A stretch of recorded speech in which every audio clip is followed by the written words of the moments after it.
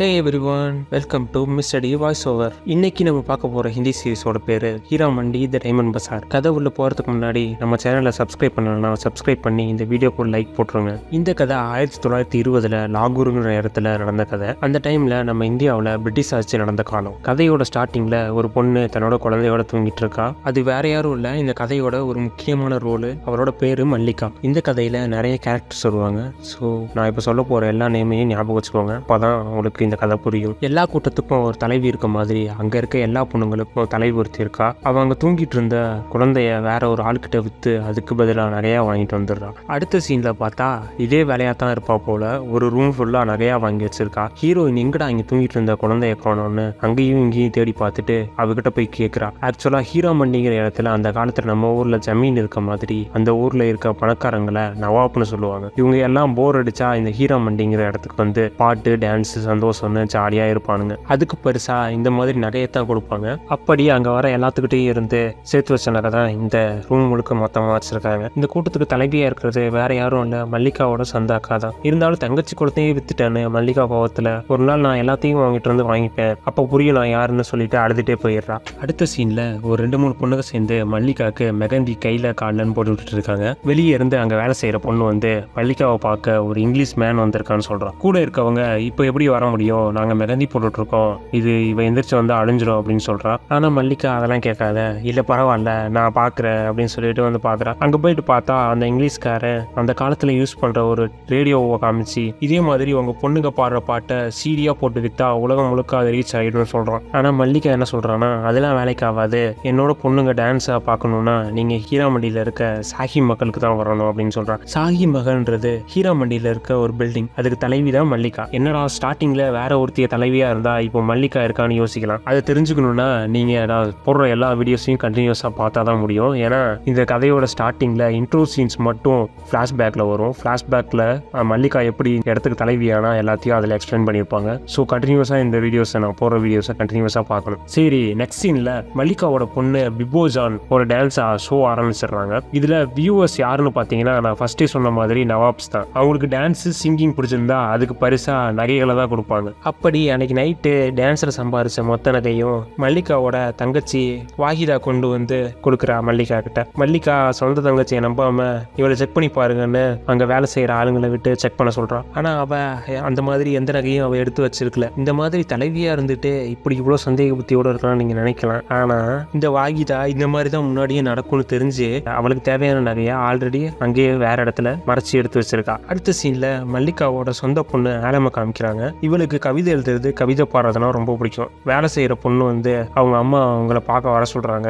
நீங்க சீக்கிரமா கிளம்புங்க அப்படின்னு சொல்றா. அந்த வேலை செய்யற பொண்ணு கொடுக்குற முத்து மாலை தெரியாம வந்து போயிடுது. வேலை செய்யற பொண்ணு பயந்து போய் தெரிஞ்சா அவங்க அம்மா என்னை கொண்டுடுவாங்கன்னு சொல்றா. அதுக்கு ஆலம் இல்ல அதெல்லாம் நான் பாத்துக்கிறேன் அப்படின்னு அங்க இருக்க முத்தெல்லாம் எடுத்து கொண்டு போய் கொடுத்தா மல்லிகா அதையும் பார்த்துட்டு இன்னும் ஒரே ஒரு முத்தை காணோன்னு சொல்றா. அதுக்கு ஆலம் ஒண்ணு தானே காணோம் அப்படின்னு சொல்றா. ஒரு முத்தா இருந்தாலும் அதை நீ இப்ப எனக்கு தேடி கண்டுபிடிச்சு கொண்டு வந்து கொடுக்கணும் அப்படின்னு சொல்றா மல்லிகா. இல்லைன்னா இந்த வேலை செய்யற பொண்ணு நான் நாளைக்கே வித்துருவேன் வேற யாருக்காவது அப்படின்னு பயமுறுத்துறா. ஆலம் சரி நம்மளால இந்த பொண்ணை வித்துறக்கூடாது அப்படின்ட்டு அன்னைக்கு நைட்டு அந்த குளத்துல இறங்கி அந்த ஒரு முத்தையும் கண்டுபிடிச்சு கொண்டு போய் மல்லிகாட்ட கொடுக்குறா. அதுக்கு மல்லிகா பரவாயில்லையே இதையும் நீ கண்டுபிடிச்சிட்ட, மல்லிகா அவ பொண்ணுகிட்ட இப்போ உனக்கு வயசாயிடுச்சு, இனிமே நீயும் டான்ஸ் மியூசிக்னு பண்ணணும்னு சொல்றா. ஆனா ஆலம் இல்ல, ஆடு மாடு விற்கிற மாதிரி என்ன விற்கிறது எனக்கு பிடிக்காது, எனக்கே கவிதை தான் பிடிச்சிருக்கு, நான் இனிமே அதை தான் செய்ய போறேன் அப்படின்னு சொல்றா. ஆனா மல்லிகா இதே தான் நானும் சின்ன வயசா இருக்கப்போ சொன்னேன், இதை யாரும் கேட்க மாட்டாங்க, அது போக போக உனக்கே பழகிடும்னு சொல்றா. அடுத்த சீன்ல மல்லிகாவோட 2 பொண்ணுங்களும் சேர்ந்து ஆலம கிண்டல் பண்ணிட்டு இருக்காங்க. அதுல ஒருத்தி பொண்ணுங்களோட கனவு தான் முதல் எதிரி, நீ என்ன வேணாலும் ஆகணும்னு நினைக்கலாம்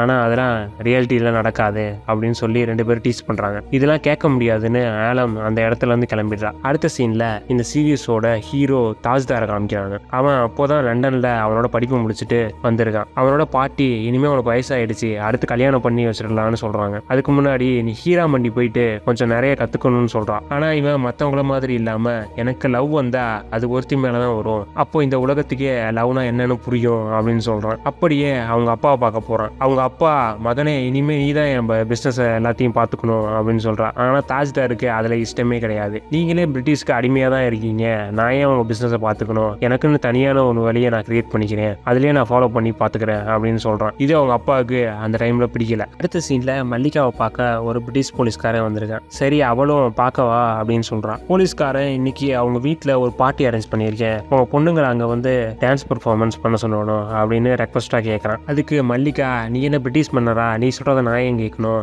உனக்கு வேணும்னா நீ இந்த ஹீராமண்டியில் இருக்க சாஹி மக்களுக்கு தான் வந்து எங்கள் பொண்ணுங்களோட டான்ஸை வந்து பார்க்கணும், நாங்கள் எங்கேயும் எங்கள் பொண்ணுங்களை வந்து அனுப்பி வைக்க முடியாது அப்படின்னு அவமானப்படுத்தி வெளியே அனுப்பிடுறா. போலீஸ் ஆஃபீஸர் கோவத்தில் அந்த மல்லிகாவை எப்படியாவது நம்ம அரெஸ்ட் பண்ணி ஏதாவது பண்ணணும் அப்படின்னு அங்கே ஊரில் எல்லா விஷயமும் தெரிஞ்ச ஒருத்தங்கிட்ட மல்லிகா மேலே ஏதாவது கிரிமினல் கேசஸ் இல்லை அவனுக்கு தெரிஞ்ச ஏதாவது விஷயம் இருக்கா அப்படின்னு சொல்லி கேட்குறான். ஆனால் அவனுக்கும் எதுவும் அந்த டைமில் தெரியல. அடுத்த சீனில் மல்லிகா அவனோட பொண்ணை கூப்பிட்டு, நான் வெளியே ஒரு பெரிய ஃபங்க்ஷன் போகிறேன், நீயும் வரியான்னு கேட்குறா. ஆனால் ஆலம், இல்லை எனக்கு உடம்பு சரியில்லை, நீங்களே போயிட்டு வாங்கன்னு சொல்லிடுறா. சரின்னு அங்கே ஃபேமஸ் கவிதை சொல்கிற ஒருத்தர் வராரு, அதனால தான் உன்னையும் கூட்டிகிட்டு போகலான்னு நினச்சேன், சரி விட அடுத்த டைமில் பார்த்துக்கலாம்னு சொல்லிட்டு மல்லிகா கிளம்பிடுறா. ஆனால் ஆலமுக்கு தான் கவிதை எழுதுறது கவிதை படிக்கிறதுனா ரொம்ப பிடிக்குமே, அதனால மல்லிகாவுக்கு தெரியாமல் அந்த இடத்துக்கு அவளும் கூட சேர்ந்து போகிறான். அங்கே கவிதையெல்லாம் சொல்லிட்டு இருக்கான் ஒருத்தன். அந்த இடத்துல ஹீரோ தாஜ்தார் ஆலமை பார்க்குறான். ரெண்டு பேருக்குமே பார்த்த உடனே ரொம்ப பிடிச்சிருது. சரின்னு கவிதையெல்லாம் முடிஞ்சு தாஜ்தார் அவங்க பாட்டி மல்லிகாவை இன்ட்ரடியூஸ் பண்ணி வைக்கிறாங்க.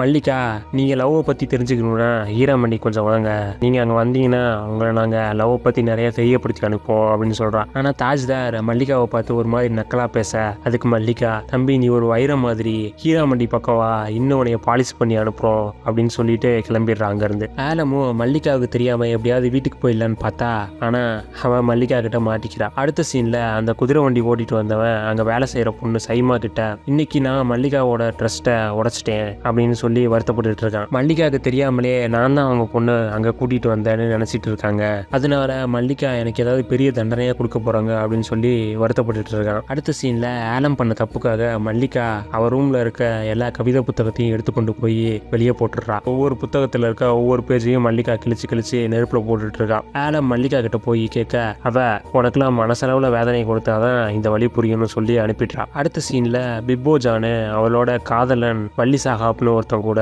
சந்தோஷமா இருக்கா. இவன் காதலன்னு சொல்லிட முடியாது, இவன் அங்கே டான்ஸ் பார்க்க வந்ததில் ஒரு நவாப். பிப்போ ஜானை பிடிச்சி போய் அங்கேயே அவ கூடவே எப்போ பார்த்தாலும் தங்கிட்டுறான். ஆலம் அங்கே வந்துட்டு, இந்த மாதிரி அம்மா என்னோட எல்லா புக்ஸையும் எரிச்சிட்டாங்க, என்ன பண்ணன்னு கேட்க, அவள் கவலைப்படாத, லைப்ரரிக்கு போய் உனக்கு பிடிச்ச புக்கெல்லாம் நான் வாங்கி தரேன்னு சமாதானப்படுத்தி அனுப்பிடுறான். அடுத்த நாள் அவங்க ரெண்டு பேரும் லைப்ரரி போயிட்டு இருக்கப்போ போகிற வழியில் சுதந்திரத்துக்காக போராடுற எல்லாரும் ஊர்வலமாக போயிட்டு இருக்காங்க. பிப்போ ஜான் ஆலம் கிட்ட, லைப்ரரியில் நீ புக்கை சூஸ் பண்ணி வச்சிரு, நான் கொஞ்ச நேரத்தில் வந்துடுறேன்னு சொல்லிட்டு அங்கேருந்து கிளம்பிடுறான். ஆலம் அந்த லைப்ரரியில் தாஜ்தாரை பார்க்குறான். ரெண்டு பேரும் எப்படி இருக்க என்னன்னு நல்லா விசாரிச்சுட்டு இருக்காங்க. இங்கே பிப்போ ஜான் நேராக போராட்டம் பண்ணுற கூட்டத்தோட தலைவர்கிட்ட பேச போயிருக்கா. ஆக்சுவலாக பிப்போ ஜான் அந்த ஊருக்கு சுதந்திரம் கிடைக்கலன்னு மறைமுகமாக ஹெல்ப் பண்ணிட்டு இருக்கா அந்த கூட்டத்துக்காக. இந்த போலீஸ்காரங்க பண்ணுற விஷயத்தை தெரிஞ்சுக்கிறதுக்காக தான் பிப்போ ஜான் ஆக்சுவலாகவே அங்கே ஒரு விபச்சாரியாக நடிச்சிட்டு இருக்கா. பிப்போ ஜான் அந்த போராட்டக்கார கூட்டத்தோட தலைவங்கிட்ட, இனிமேல் அமைதியாக போகிறது வேலைக்கு ஆகாது, அவங்க நம்மளை கொல்லணும்னு முடிவு பண்ணிட்டாங்க, இது வந்து நான் வள்ளி சாஹாப்போட ஒன்றா இருக்கும் போது அவரே சொன்னார்